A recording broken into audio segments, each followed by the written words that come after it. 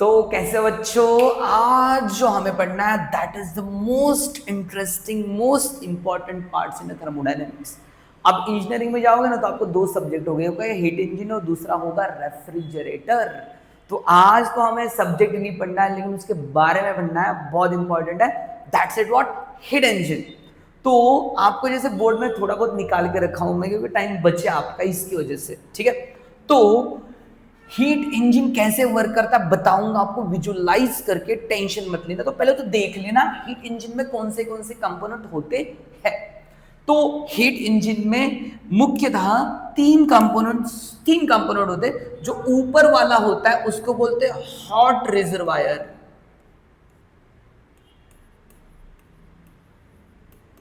इसको क्या बोलते हैं? Hot reservoir. इसको और एक नाम है सोर्स करके, that is also called as a source.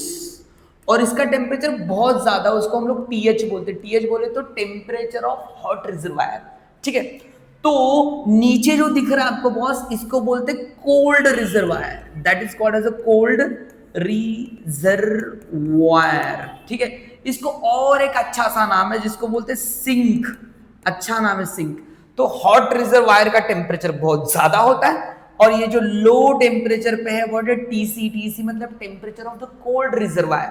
अब हीट इंजन में होता क्या?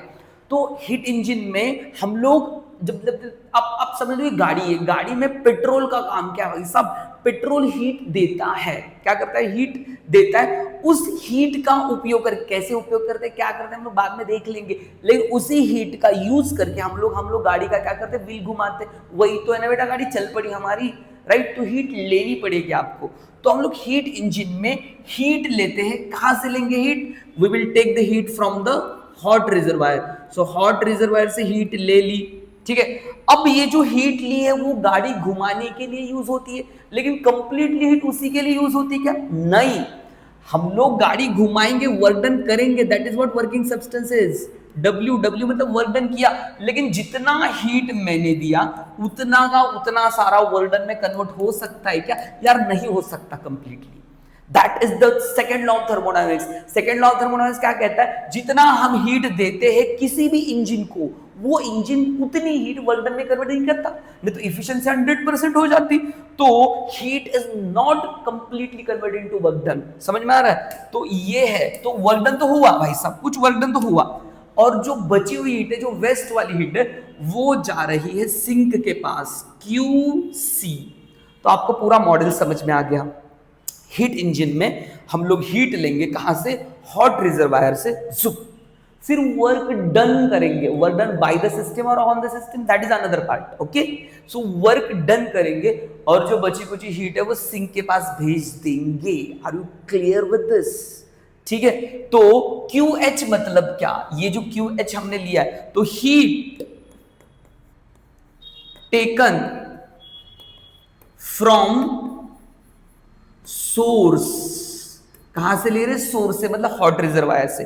QC मतलब क्या? हीट गिवन टू सिंक, ठीक है। और W मतलब क्या? Work done by system. System के ऊपर वर्क डन हुआ, सिस्टम से वर्क डन हुआ, वो देख लेंगे बाद में हम लोग। तो समझ में आया पूरा? Are you clear with this? Heat लेंगे, वर्क डन करेंगे, जो बची है वो सिंक के पास छोड़ देंगे। तो फ्रॉम फिगर हमें क्या क्या समझता है? फ्रॉम फिगर हमें क्या समझता है बेटा? फिगर से हमें, फिगर से ये समझता है कि हम लोग हीट लेते हैं, वर्क डन करते हैं, और जो बचे छोड़ देते। मतलब जितना आया उतना गया। आया कितना? सर आया तो QH था। अरे गया कितना? सर वर्क डन कर लिया हमने, प्लस QC मतलब सिंक के पास गया, ठीक है। ये गया राम, ये आया राम। सो देयरफॉर W को कैसे लिख सकते हैं हम लोग? W इज इक्वल टू लिख सकते हैं QH minus QC, that is the work done. ये क्या होगा? हमारा वर्क डन होगा बाय द इंजन, ठीक है। QH minus QC is the work done. अब बोलोगे सर कुछ तो मिस हो रहा है। Yes, efficiency. इफिशिएंसी निकालनी किसी भी इंजन की आपको, तो हम लोग नेक्स्ट पॉइंट जो लेंगे वो है efficiency. Efficiency of heat engine क्या होती है efficiency of heat engine? Efficiency of heat engine, what is the efficiency of heat engine? Efficiency को ईटा से डिनोट करते हैं। इफिशियंसी ऑफ हीट इंजन किसी भी ले लो, इफिशियंसी का मतलब होता है आउटपुट जितना मिला और इनपुट जितना दिया, मतलब ज्यादा इनपुट दोगे और कम आउटपुट मिलेगा तो इफिशियंसी कम है। ज्यादा आउट इनपुट दोगे और ज्यादा आउटपुट मिलेगा तो इफिशियंसी ज्यादा है भाई साहब। जितना इनपुट दोगे उतना आउटपुट मिलेगा तो इफिशियंसी तो 100% है भाई साहब। मतलब एक्चुअली इफिशियंसी होता output work divided by input. क्या देते हैं इनपुट हम लोग? हीट। तो बोले सर इसका क्या करें? सर इसका ये तो वेस्ट है भाई साहब। जिंदगी में जो अच्छी चीज है वही तो हम लोग कलेक्ट करते, जो बुरी चीज है उसको काहे कलेक्ट करें हम लोग? उससे थोड़ी इफिशियंसी बनती। तो efficiency is equal to output work क्या है? W। Yes sir W। और इनपुट हीट क्या है? QH। इनपुट जो दिया आपने वो ना, so QH that is the first formula for the efficiency. लेकिन भाई साहब W निकाल के रखे हम, काहे निकाल के रखे? रखने के लिए तो निकाल के रखे है। So efficiency eta is equal to W की वैल्यू कितनी है? W की वैल्यू है sir QH minus QC upon QH। Okay, so efficiency is equal to, divide कर लो इसको, तो 1 माइनस QC अपॉन QH। ये बन जाएगा हमारा इफिशियंसी का formula of efficiency of heat engine. समझ में आ रहा है? अब मुझे बताओ, जितना हीट हमने दिया उतना वर्क डन में कन्वर्ट कर लिया, तो QC की वैल्यू कितनी हो जाएगी? सर QC की वैल्यू तो 0 हो जाएगी। पुट कर लो यहाँ पे QC की वैल्यू 0, 0 अपॉन समथिंग कितना होता? 0 होता। 1 में से 0 माइनस कर दो 1 ही आता भाई साहब, तो 100% इफिशिएंट बनता। अगर QH 0 होगा तो वो मायने ही नहीं रखता, हीट इंजन ही नहीं बन रहा। और QH QC होगा तो देखो जितना हीट हमने दिया, QH QC मतलब जितना हीट लिया उतना सिंक पे भेजा। अरे वर्क डन काहे किया? और नहीं किया ना वर्क डन, तो वर्क डन नहीं होगा। QH QC होगा तो QH upon QH cancel, 1 minus 1 cancel, तो एफिशिएंसी कितनी बनी? 0। तो ईटा की जो वैल्यू है हमारी ईटा की, वो मिनिमम हो सकती है 0, मतलब 0%, और ईटा की जो वैल्यू मैक्सिमम हो सकती है 1, मतलब 100%। समझ में आ रहा है? Are you clear with this? So this is the efficiency. हाँ, अगर सपोज आपको कभी हीट नहीं दिया और टेम्परेचर दिया है, तो बस हीट और टेम्परेचर का डायरेक्टली रिलेशन है। तो इफिशियंसी का फॉर्मूला लिखना है तभी आपको 1 माइनस TC अपॉन TH, ये वाला फॉर्मूला आपको लिखना पड़ेगा। Are you clear with the heat engine? Heat engine क्या होता है समझ में आया? Are you clear with this? ये पूरा का पूरा मैंने हीट इंजन पढ़ा दिया। अगर आपको नहीं समझ में आया तो बैक को जाके देख लेना, क्योंकि मुझे आगे वाला पढ़ाना है। तो आगे क्या करेंगे हम लोग कि हीट इंजन वर्क कैसे करता है भाई साहब। ठीक है, वर्क कैसे करता है देखना। चलो आगे बढ़ते हैं। So heat engine with help of PV diagram आपको अच्छी तरह समझेगा कैसे। तो हीट इंजन वर्क कैसे करता है मैं बताता हूं आपको। गाड़ी का चक्का कैसे घूमता है एक्चुअली क्या होता है मैं यहाँ पे बताता हूँ। तो यहाँ पे ना ऐसे एक सिलेंडर होता है, मतलब ऐसे ही बता रहा हूँ, बहुत एग्जैक्टली नहीं बता रहा हूँ। उसके अंदर होता है पिस्टन, यहाँ पे होता है अरेंजमेंट, ये अरेंजमेंट शार्प अरेंजमेंट। यहाँ से ले लो कि ऐसे, यहाँ से ले लो कि ये ऐसे, और ये ऐसे ना बेटा व्हील को कनेक्टेड ऐसे। यहाँ पे इमेजिन कर लो यार, इमेजिन करने में क्या आ जाता है? नहीं वो चीज़ें इमेजिन कर ले, तो इसको इमेजिन करने में क्या ही जाएगा आपका।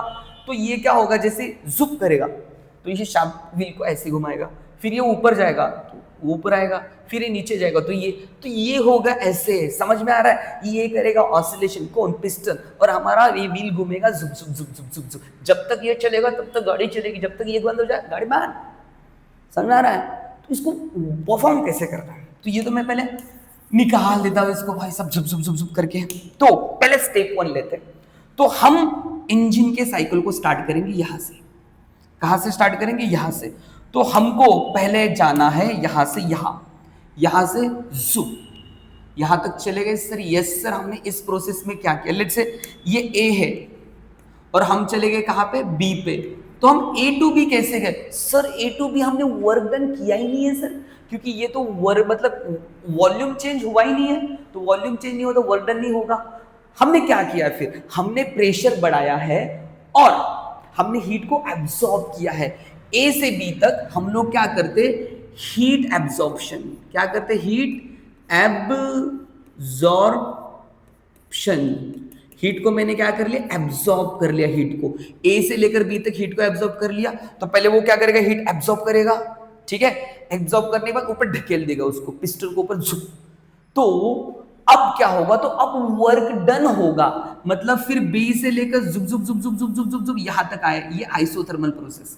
कौन सी प्रोसेस है, आइसोथर्मल प्रोसेस। टेम्परेचर चलिए, हाँ यहां पे टेम्परेचर चेंज हो गया, लेकिन यहां पे टेम्परेचर चेंज नहीं हुआ, मतलब ये दैट B2C, B2C हम लोग कैसे आए, B2C हम लोग वर्क डन किए हैं, सो वर्क डन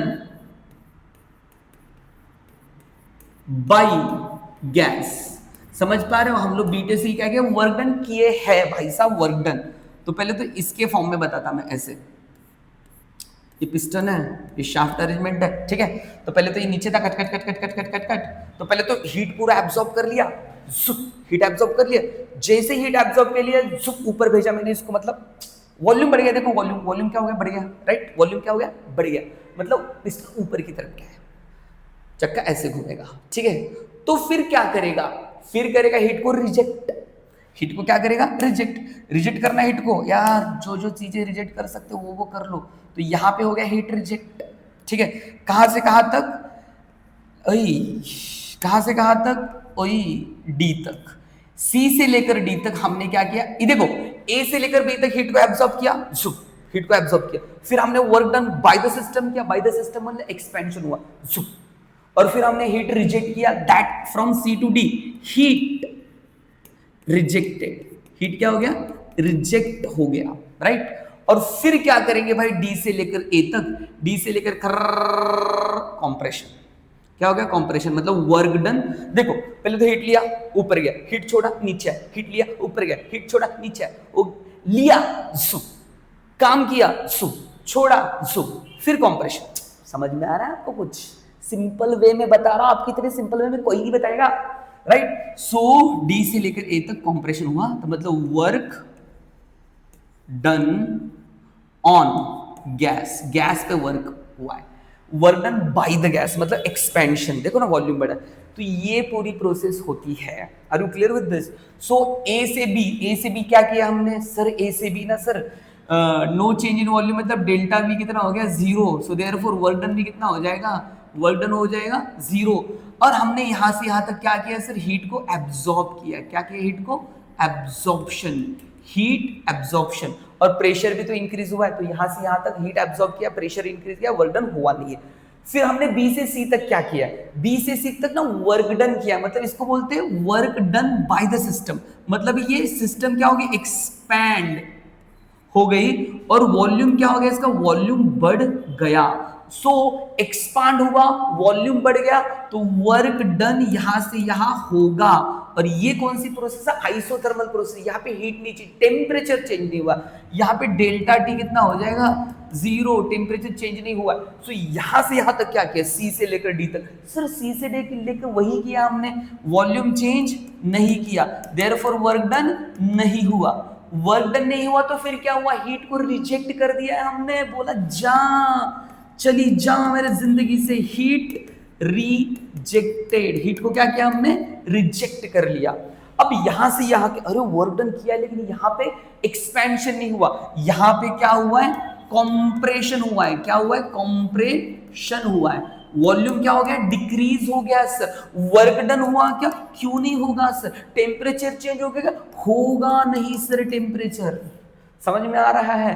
तो ये है heat engine with help of PV diagram. I hope आपको ये वीडियो अच्छा लगा होगा, तो आपके दोस्तों के साथ इसे शेयर कर दीजिएगा, और हाँ बेल आइकॉन दबा दीजिएगा यार एक बार, क्या ही फर्क पड़ता है लाइफ में।